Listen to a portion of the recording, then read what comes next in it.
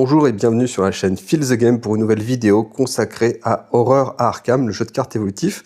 Donc on se retrouve pour une news FFG concernant le magicien, donc Dexter Drake, le 5e personnage, le mystique, hein, même s'il est sur un fond vert, puisque normalement il devrait être biclassé un petit peu, un petit peu truand, voilà. Bon, voilà, on n'est pas dans les violets, donc...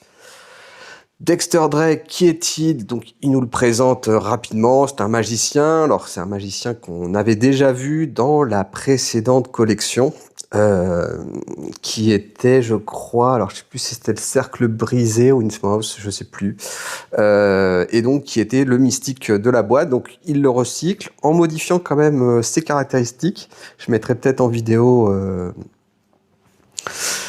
ses caractéristiques précédentes. En tout cas, il avait 3 de force et 2 de dex. Là, ils l'ont un petit peu modifié en lui rajoutant de la dex, en lui diminuant sa force. Et enfin, ils ont revu quand même ses capacités, alors que ce soit la capacité réaction ou la capacité signe des anciens.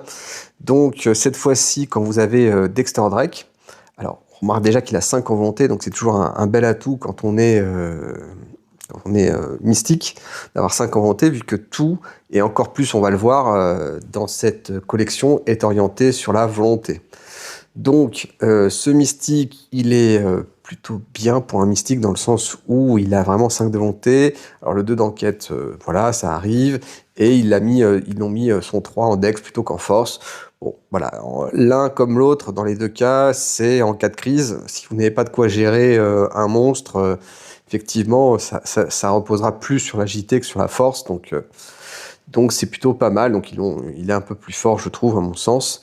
Et enfin, ils ont modifié effectivement sa capacité de réaction. Maintenant, lorsque vous jouez un soutien, eh bien, vous pouvez retourner un autre soutien que vous contrôlez dans votre main, ou jouer un autre soutien de votre main. Donc là, ça conditionne à avoir, dans le deuxième cas, un soutien qui coûte rien, donc qui a un coût plutôt faible. Sinon, vous allez forcément sortir au niveau du budget. Donc voilà, potentiellement, ça vous économise surtout une action. Et bon, voilà, là, il précise maintenant les non-story, effectivement, vu que c'est frais pour vous retourner. Mais sinon, l'utilisation la plus fréquente sera quand vous aurez des objets qui ont des charges, et quand ils arrivent à 0, voire à 1, s'ils doivent disparaître à 0, ça vous permettra de les reprendre dans votre main et de pouvoir les rejouer au tour suivant, quoi. Donc c'est quand même assez intéressant. Donc il va falloir jouer justement, et c'est le côté un peu truand, hein, vu qu'il est biclassé comme ça, qui lui permettra donc de faire des tours de passe-passe, et donc de prestidigitation. Voilà, enfin son signe des anciens a été modifié. Maintenant on peut retourner, vous pouvez remettre dans un soutien dans votre lieu, dans la main du propriétaire. Alors c'est très important ce phrasé, mais ça veut dire que quand vous jouez à 2 ou 3, si vous sortez un signe des anciens et que vous, finalement, ça vous intéresse pas, bah, vous pouvez un peu regarder autour de vous si ça intéresse pas quelqu'un de reprendre un soutien dans sa main. Donc c'est pas mal en capacité, je dirais, collective. Ça faisait pas tout à fait ça, le précédent, mais c'est quand même pas mal. Donc 6-8, la santé et la santé mentale qui n'ont pas été modifiées, donc c'est assez logique pour les mystiques. Voilà, donc là, il nous rappelle qu'on est bien dans le dernier. Enquêteur mystique de la nouvelle équipe, Dexter approche inédite de l'investigation. Bon, je passe tout le blabla, même si forcément à Arkham on aime bien ça. Alors, dès le départ, grande souplesse. Donc là, on va découvrir un petit peu ces nouvelles cartes, et je vous dis, ce n'est pas à piquer des hannetons. Donc, la nouvelle carte, c'est Flamme Cosmique, qui coûte 3, avec un soutien de force physique. Alors là, c'est une petite révolution dans Arkham, donc c'est un soutien qui prend une arcane, qui a 3 charges, et donc elle vous permet de combattre avec la volonté. Et si vous réussissez votre test, vous pouvez dépenser une charge, donc c'est pas obligatoire. Donc si vous échouez, pas de charge. Si vous réussissez, vous pouvez dépenser une charge, et dans ce cas-là, faire le deuxième point de dommage. Donc c'est très pratique contre les monstres qui ont des dégâts impairs. En plus, c'est très pratique parce que fondamentalement, ça vous fait frapper avec un score de base à 5. Et enfin, si vous révélez un crâne, un jeton crâne durant le test, vous devez vous retirer une charge de la flaque cosmique. Et si vous ne pouvez pas, vous prenez un point de dégâts. Donc s'il est à 0, on peut encore le conserver. Donc ça, c'est important, notamment pour les pouvoirs. Donc ça coûte 3. Donc là, il y a un changement clairement de paradigme par rapport à ce qu'il y avait précédemment avec justement...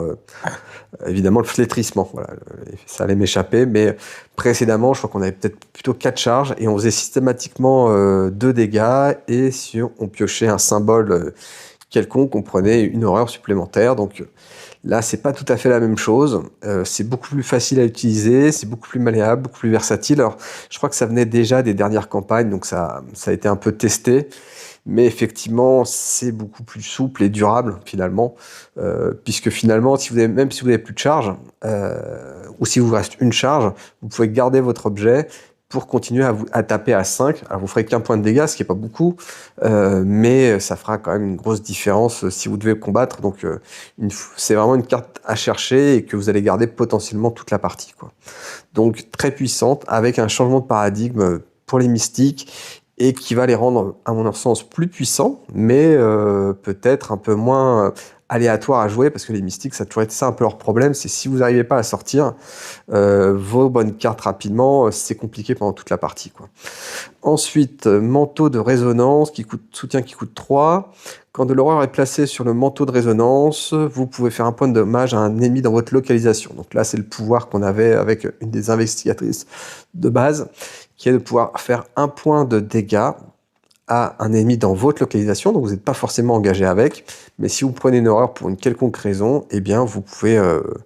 Alors si vous êtes tapé par un ennemi à lequel vous êtes engagé, bah, vous faites un point de dégâts à un ennemi quelconque de votre localisation. Donc si vous jouez en multi tout de suite, c'est assez intéressant. En plus, elle a quand même 3 de capacité à encaisser. C'est un emplacement de corps qui n'était pas très utilisé par les mystiques en plus. Donc alors ça coûte quand même 3, hein. Je pense que les mystiques ont toujours le problème de l'économie. Donc là encore, va falloir un peu gérer son économie. Le rafraîchir sur un coup de tête, effectivement. Mais bon, après, ça coûte de l'argent. Et donc... l'événement signature pour mon prochain tour. Alors, voilà, pour mon prochain tour, donc ça, c'est un événement qui coûte 0 avec 3 icônes. Alors, c'est la carte de Dexter Drake, vu que c'est de son deck. Cherchez dans votre deck un sort ou un objet soutien et jouez-le et réduisez par 2. Ensuite, mélangez votre dog et ça ne provoque pas d'attaque d'opportunité. Donc cette carte, elle est extrêmement puissante. Elle vous fait chercher le sort qui vous va bien, au moment qui vous va bien, ou même l'objet éventuellement. Mais bon, je pense tout de suite au sort de combat, à -2. Donc là, ça vous fait des économies en plus. Donc voilà, c'est vraiment tout ce qu'il faut pour jouer en solo notamment. Mais bon, ça augure quand même des personnages assez puissants. On a Jim Cleaver. Alors là, il nous présente directement les cartes, donc je vais les utiliser comme ça. Jim Culver, qui était précédemment un investigateur, donc on ne pourra pas le jouer lui et jouer cet investigateur. Il y a un petit côté Marvel là-dedans, donc qui coûte 4, un soutien, donc ça coûte assez cher quand même, et qui vous donne plus en volonté, donc ce qui est assez important quand on voit l'utilisation qu'on a de la volonté. Et en plus, après que vous ayez pris un dommage ou une horreur, épuisez Jim Culver et piocher une carte. Donc ça aussi, c'est vrai que c'est très très puissant. Maintenant, voilà, c'est 4. Hein. Donc vous regardez quand même, parce que entre les sorts de combat, les sorts de tout ce que vous voulez mettre, il y a quand même beaucoup de dépenses. Hein. Donc la planque va être assez indispensable. Alors porte-bonheur aussi, un nouveau jeu, Lucky Charm, soutien qui coûte 2, qui dispose de 4 charges à l'arrivée. Et si vous dépensez alors c'est un pendentif, hein, donc c'est un emplacement médaillon, vous pouvez dépenser une charge et vous inclinez le porte-chance, déplacer un dommage ou une horreur d'une carte de votre localisation à une carte que vous contrôlez. Donc si c'est combiné avec la cape qu'on a vue précédemment, donc vous prenez une horreur et vous la mettez sur la cape et vous faites un dégât à un ennemi. Donc ça fait des beaux combos en perspective, sachant que c'est un objet, donc vous pouvez éventuellement le récupérer gratuitement grâce à la carte de Dexter. Donc ça va avec, c'est plutôt bien combiné et c'est Je dirais pas que c'est très puissant, mais c'est plutôt équilibré, hein, parce que vous êtes quand même obligé de la mettre chez vous. Alors, effectivement, avec la capacité signe des anciens, ça peut être assez intéressant. Enfin, avec les capacités même hors signe des anciens, ça peut faire des combos très très puissants. Alors, grâce à la capacité du porte-bonheur, vous pouvez dépenser des charges, transférer un dégât ou une horreur de Dexter à Jim. Oui, à Jim Culver notamment. Ensuite, vous pouvez utiliser pour mon prochain tour pour chercher et jouer un second regard, donc second sight. Donc un soutien qui coûte encore 4, hein, une icône d'intelligence, 3 charges, et donc ça c'est le pendant du combat qui est cette fois-ci l'investigation. Donc là vous utilisez la volonté toujours pour enquêter, et si vous réussissez, vous pouvez dépenser une charge pour découvrir un indice additionnel dans votre localisation. Donc si je n'utilise pas de charge, j'enquête à 5, donc ça c'est vraiment très puissant. Dans le cas où je révèle un cultiste, un jeton cultiste, durant ce test, retirez une charge de Second Sight. Et si vous ne pouvez pas, vous prenez une horreur et vous défaussez la carte. Donc voilà, tant que vous êtes bloqué à 1, une charge, vous pouvez tranquillement enquêter à 5 un peu partout. Donc c'est vrai que c'est deux cartes très puissantes. Maintenant, voilà, tout ça coûte cher. Mais voilà, ils ont vraiment bien... Enfin, je crois que ça vient de la cité engloutie, hein, c'était ces cartes-là. Et elles redonnent au mystique beaucoup de compétences. Alors, je sais plus ce que c'était avant. Normalement, on perdait son tour si on tirait un... On pouvait avoir 2 indices, mais on perdait son tour si jamais on tirait un symbole. Donc là c'est très puissant. Alors, ensuite, là, il vous indique un petit peu les combos, mais... Alors, volonté du cosmos, une nouvelle carte aussi qui nous est proposée. Donc, c'est un événement qui coûte 0 avec une icône intelligence et volonté du cosmos. Placez une fatalité sur une carte joueur que vous contrôlez et ensuite découvrez un indice dans votre localisation et un autre indice dans une autre localisation révélée. Alors, je trouvais ça très compliqué, mais c'est une carte joueur que vous contrôlez. Donc, si vous avez éventuellement une carte joueur qui va être défaussée ou vous pouvez faire défausser par des dégâts ou de l'horreur, vous la sacrifiez comme ça et vous allez découvrir 2 indices, quoi. Donc, c'est assez puissant, le mécanisme est assez sympa. C'est assez périlleux, mais pas trop en fait. Quand c'est bien géré, bien amené, c'est vraiment 2 indices cadeaux sans test, donc c'est vraiment énorme. Donc voilà, pour l'instant, les cartes ont vraiment bien boosté le mystique. Là, on galérait vraiment avec la boîte de base. Là, ils ont voulu donner pas mal de peps au mystique. Alors, à ce stade, la polarisation du pouvoir inné devrait être évidente, mais il n'en reste pas moins qu'on ne peut l'activer qu'une fois par tour. Voilà, donc ça évidemment quand même. De plus, renvoyer constamment ses ressources dans sa main peut devenir vite coûteux. Heureusement, il dispose d'autres cartes dans son deck préconstruit pour l'aider à affronter les dangers mythes. L'événement Prémonition. Alors ça, Prémonition, elle était déjà dans une autre boîte, je sais plus laquelle, une des boîtes... peut-être les Dévoreurs de rêves ou avant, je sais plus. Donc moi je l'aimais bien, mais une fois que vous avez une grosse collection, c'est pas une carte très importante. Donc l'illustration, ils l'ont gardée. C'est un événement qui coûte 0 avec une icône d'intelligence et d'agilité, et donc elle se joue en rapide, durant n'importe quelle fenêtre d'action rapide. Donc ça c'est très important à bien maîtriser, parce qu'il y en a un peu partout. Poser prémonition en jeu et sceller un jeton du Chaos Bag sur prémonition. Et donc, c'est ça qui est bien. Donc, concrètement, vous fouillez dans votre Chaos Bag, vous sortez un pion au hasard, vous le posez sur votre carte prémonition, et le prochain test que vous ferez, eh bien, sera résolu forcément avec ce token. Donc, je vais vérifier que ça n'a pas changé. Hein. Doit être révélé du Chaos Bag. Quand un jeton doit être révélé du Chaos Bag, résolvez le token. Alors, c'est pas forcément vous. Donc vous pouvez jouer cette carte pendant la phase de mythe, et le prochain joueur qui va jouer, eh bien, vous déciderez qui va jouer en premier et qui, selon ce qu'on a tiré, réussira ou échouera au test. Voilà. Donc c'est assez puissant parce que c'est pas son test à soi, mais c'est le prochain du Chaos Bag. Et ensuite vous défaussez tout. Donc je crois que ça a peut-être été modifié, et c'est vrai que c'est un peu plus puissant. C'était un peu léger avant, vu que je crois que c'était uniquement pour moi, mais si j'ai bonne mémoire. Mais là, si ça peut servir là encore dans du multi, c'est assez puissant aussi. Hein. Alors, par exemple, indique le jeton exact qui sera révélé, ce qui peut aider Dexter à décider quelle capacité utiliser, quelle ressource dépenser pour un test qui s'apprête à effectuer. Alors, ensuite, dans ce classique rempart de protection, alors, ah oui, mode protection, donc une des cartes les plus puissantes du jeu, à mon sens.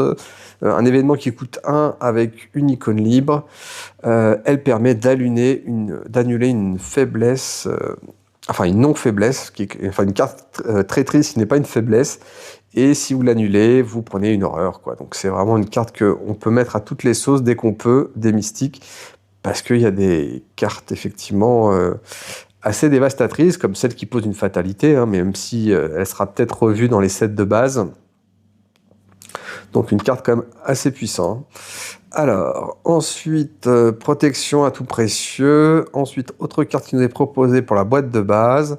Alors, lien d'âme, donc 3 icônes libres. C'est une carte de compétence, donc à ajouter à une carte compétence à vous ou un investigateur qui est dans le même lieu que vous. L'illustration est magnifique, très colorée.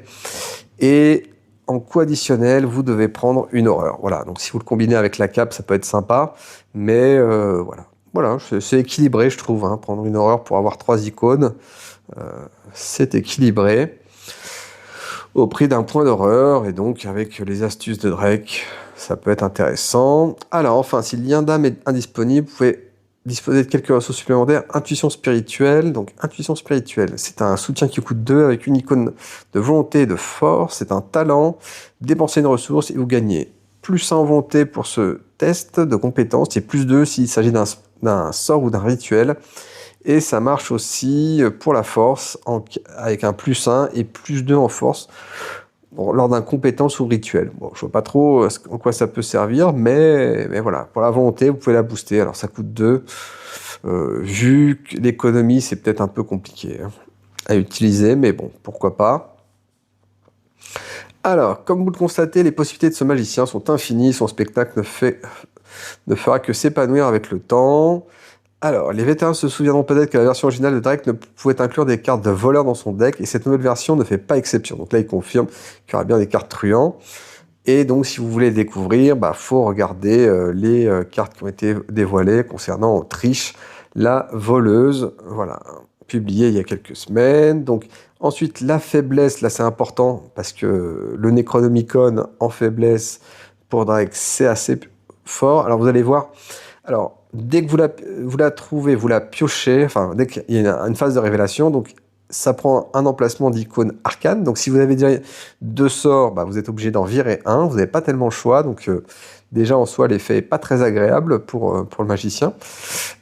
Et ensuite, l'effet que vous avez tout de suite, c'est elle ne peut pas quitter le jeu à moins d'activer la capacité qui est en dessous. Donc, vous ne pouvez plus, alors l'effet c'est vous ne pouvez plus jouer de soutien ou d'enclencher d'habilité sur les autres soutiens que vous contrôlez. Donc en gros, elle vous bloque tous vos soutiens, donc c'est assez violent pour un mystique, parce que lui il compte vraiment sur les soutiens mystiques plus qu'un autre, parce que son enquête, ses combats, tout ça c'est lié avec les soutiens. Et comment dire, pour son test de volonté, en cas de succès, c'est un test à 5 quand même, et vous pouvez défausser cette carte. Mais si vous échouez, vous remélangez cette carte et vous prenez une horreur. Donc c'est relativement facile à s'en débarrasser, parce que si vous échouez, mais ça risque de revenir et ça risque d'être très pénalisant. Donc autant réussir le test et s'en débarrasser. Maintenant, si ça arrive enfin au dernier tour, c'est pas très grave. Ça vous fera pas de trauma, mais en milieu de jeu, ça peut être très pénalisant, cette carte. Donc voilà un petit peu tout ce qu'on a. Donc là, après, c'est un peu du lore. Il est fort, il est puissant, tatati tatater. Et voilà, nous avons bouclé les 5 classes. Et donc, les prochaines news peut-être seront pour le mois de mars, où le jeu est censé sortir. Donc, je vous donne un petit peu mon mot de la fin et ma conclusion. On voit très bien que les cartes ont été designées pour les rendre plus simples d'utilisation, plus puissantes rapidement. On est un peu moins dans le jeu Arkham Souffrance, où tout est compliqué, tout est un peu laborieux et tout fait mal. Là, on est quelque chose de beaucoup plus fluide. Heureusement, c'est une version un peu 2. Maintenant, effectivement, ça donne un sentiment de force plus rapide, de force plus puissante. Donc, est-ce que les scénarios seront ajustés? Je ne sais pas, je pense. Maintenant, parce qu'Arkham, à la base, c'est quand même un jeu où on perd souvent, surtout au début, quoi. C'est pas un jeu où c'est équilibré, c'est-à-dire qu'il vous faut gagner de l'expérience, gagner de la pratique, mieux optimiser, acheter de nouvelles cartes, évidemment, c'est FFG, pour pouvoir être de plus en plus efficace et vous épanouir. Donc il y a un petit côté masochiste dans Arkham. Donc là, je trouve qu'ils ont vraiment affiné les pouvoirs et on sera plus facilement à l'aise avec son personnage. Maintenant, je m'interroge un petit peu sur ce qu'ils vont mettre comme défi. Quand on voit le défi que représentait la première campagne, la zélatrice, c'était un gros défi. Déjà, le premier scénario n'était pas si évident que ça les premières fois qu'on le faisait. On se faisait éclater par le prêtre Ghoul, ou même simplement par une Ghoul parce qu'on n'arrivait pas à s'équiper assez rapidement. Ensuite, le deuxième, on était un peu perdu, on n'arrivait pas à faire grand-chose. Et le troisième, c'était la boucherie, on se faisait éclater sans bouger, quoi. Donc, à voir ces nouveaux scénarios, comment ils vont être équilibrés, avec des personnages qui, à mon sens, sont un peu plus puissants qu'avant, et surtout les cartes sont un peu plus puissantes qu'avant. Voilà, bah écoutez, n'hésitez pas à laisser vos commentaires sur cette vidéo, et je vous dis à très bientôt pour une prochaine vidéo. Au revoir.